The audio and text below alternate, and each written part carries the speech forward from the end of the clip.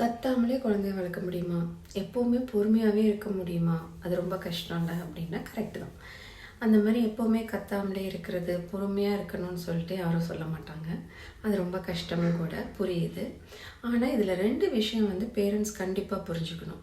First என்னென்னா, emotional awareness. இது எதுக்கு வேணும் அப்படின்னா, எங்கெல்லாம் நமக்கு எமோஷ்னல் ட்ரிகர் ஆகுதோ, எங்கெல்லாம் நம்ம ரொம்ப கோவப்படுறோம், கத்துறோம் அப்படின்னா, நமக்குள்ளே வந்து சில பெயின் இருக்குது, எமோஷ்னல் பெயின் இருக்குது.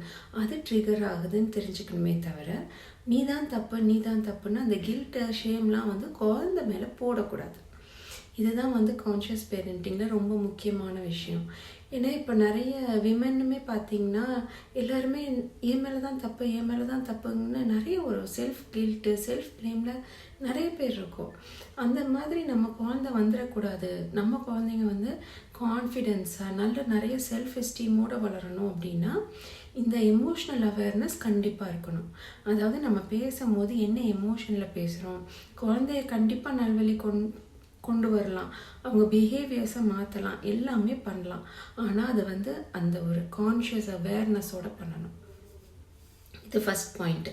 இன்னொரு பாயிண்ட் என்ன சொல்லணும் அப்படின்னு நினச்சேன்னா, கோவம் வந்து கத்துறோம் அப்படின்னா நமக்கு அந்த ரியலைசேஷன் இருக்குது. அதாவது என்னோட இன்னர் சைல்டு வந்து டேண்ட்ரம் த்ரோ பண்ணுறதுனால தான் நான் கத்துறேன், இதுக்கும் என் குழந்தைக்கும் சம்மந்தம் இல்லைங்கிற அந்த ரியலைசேஷன் வரும்போது நம்ம கத்துனாலும் அடுத்த குழந்தைகிட்ட போய் சாரி சொல்லுவோம்.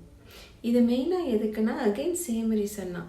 குழந்தைக்கும் என்னோட டேண்ட்ரம்க்கும் நான் கத்துறதுக்கும் சம்மந்தம் இல்லைன்னு. இது வந்து அந்த ரொம்ப இம்பார்ட்டண்ட்டான பாயிண்ட்டு கான்ஷியஸ் பேரண்டிங்கில்.